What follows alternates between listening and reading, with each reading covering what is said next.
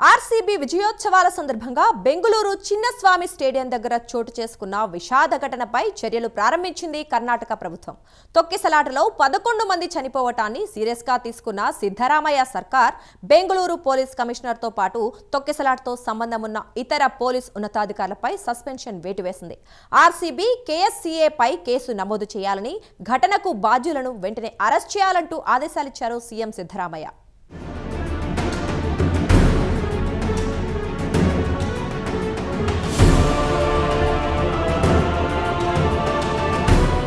మంగళవారం రోజు జరిగిన ఐపీఎల్ ఫైనల్స్ లో ఆర్సీబీ విజయం సాధించిన విషయం అందరికీ తెలిసిందే. 18 ఏళ్ల తర్వాత రాయల్ ఛాలెంజర్స్ బెంగళూరు గెలుపొందగా క్రికెట్ ఫ్యాన్స్ పెద్ద ఎత్తున సంబరాలు చేసుకున్నారు. ముఖ్యంగా కర్ణాటక సర్కారు ఈ విజయాన్ని సెలబ్రేట్ చేసేందుకు బెంగళూరులోని చిన్నస్వామి స్టేడియంలో ఏర్పాట్లు చేసింది. జట్టుకు చెందిన క్రికెటర్లంతా అక్కడకు రాగా 2 నుంచి 3 లక్షల మంది అభిమానులు అక్కడకు చేరుకున్నారు. టికెట్లు లేకపోయినా స్టేడియం లోపలికి వెళ్లేందుకు ఆసక్తి చూపించారు. గేట్లు తోసేసి మరీ లోపలికి వెళ్లారు. ఈ క్రమంలో తొక్కిసలాట జరిగింది. మొత్తంగా 11 మంది చనిపోయారు. అలాగే మరో 500 మంది వరకు గాయపడ్డారు. అహ్మదాబాద్లో ఐపీఎల్ ఫైనల్ మ్యాచ్ గెలిచి టైటిల్ కొట్టి అదే జోష్లో ట్రోఫీని ఎత్తిన పెట్టుకుని తొలిసారి బెంగళూరుకొచ్చిన ఆర్సీబీకి సంబరాలు సంతాప దినాలుగా మారాయి.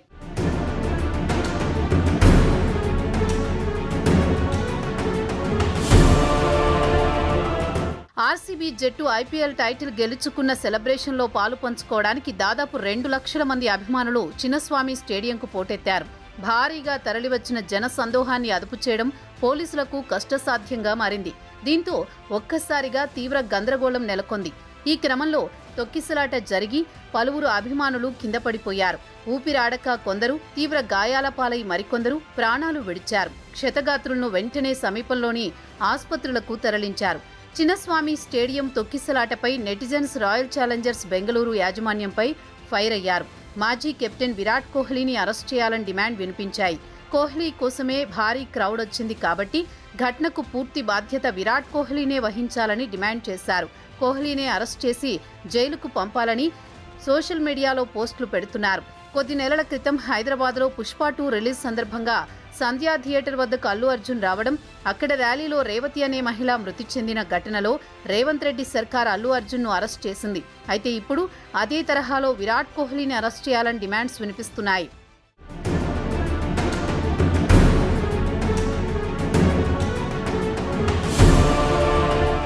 తెలంగాణ ప్రభుత్వం తరహాలో కర్ణాటక ప్రభుత్వం నిర్ణయం తీసుకోవాలని డిమాండ్స్ చేస్తున్నారు.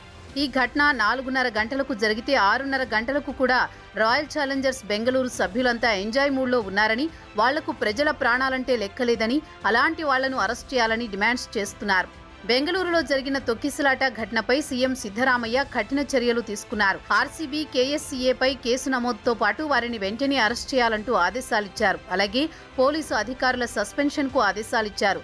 సస్పెండ్ అయిన వారిలో బెంగళూరు పోలీస్ కమిషనర్ దయానందతో పాటు additional CP, DCP, Cubbon Park police station CI, SI, cricket stadium police incharge ఉన్నారు. సస్పెన్షనే కాదు, ఆర్సీబీ ప్రతినిధులు, DNA event managers, Karnataka cricket association ప్రతినిధులను తక్షణమే అరెస్ట్ చేయాలని డీజీపీ, ఐజీపీని ఆదేశించారు సీఎం.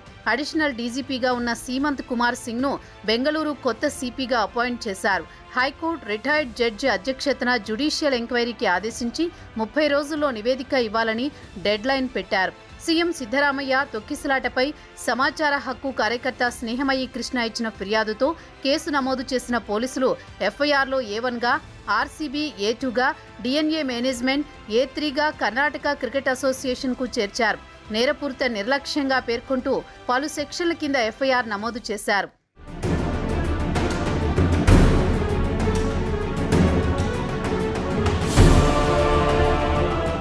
అసలు బెంగళూరు చిన్నస్వామి స్టేడియం వద్ద గందరగోళానికి దారితీసిన కారణాలు చూస్తే ఆటగాళ్లను చూసేందుకు లక్షలాది మంది అభిమానులు చిన్నస్వామి స్టేడియం వద్దకు పోటెత్తారు. స్టేడియం సామర్థ్యం కేవలం 35,000 మందికి కాగా దాదాపు 3 లక్షల మందికి పైగా జనం తరలివచ్చినట్లు అధికారులు అంచనా వేస్తున్నారు. ఈ ఊహించని జన ప్రవాహాన్ని నియంత్రించడం అధికారులకు సవాలుగా మారింది. వేడుకల నిర్వహణతో స్పష్టమైన ప్రణాళిక కొరబడిందని స్పష్టమవుతోంది. అభిమానుల తాకిడిని అంచనా వేయడంలో, దానికి తగ్గట్టుగా ఏర్పాట్లు చేయడంలో నిర్వాహకులు విఫలమయ్యారు. 1,00,000 మందికి 5,000 మంది పోలీసులు అనేది ఒక అంచనా. అవసరాన్ని బట్టి మరింత మంది మంది మోహరిస్తారు. కానీ 3.5 లక్షల మంది రావడంతో కనీసం 20,000 మంది పోలీసులు ఉండాలి. కానీ కేవలం అక్కడ ఉన్న 5,000 మంది పోలీసులు భారీగా తరలివచ్చి జన సందోహాన్ని నియంత్రించలేకపోయారు. అభిమానులు గేట్లను బద్దలు కొట్టుకుని లోపలికి వెళ్లేందుకు ప్రయత్నించడంతో పరిస్థితి అదుపు తప్పింది. ఈ క్రమంలో పోలీసులు లాఠీ చార్జీ చేసినా ఫలితం లేదు. ఆటగాళ్లను, ట్రోఫీని చూసేందుకు అభిమానులు అత్యుత్సాహం ప్రదర్శించారు. కొందరు గేట్లను బద్దలు కొట్టి చెట్లు, బస్సులపైకి ఎక్కి లోపలికి వెళ్లేందుకు ప్రయత్నించడం పరిస్థితిని మరింత దిగజార్చింది. తొక్కిసలాటలో గాయపడిన వారికి, ప్రాణాలు కోల్పోయిన వారికి సకాలంలో వైద్య సహాయం అందించడంలో జాప్యం జరిగింది. రద్దీ కారణంగా అంబులెన్సులు సకాలంలో ఆసుపత్రులకు చేరుకోలేకపోయాయి.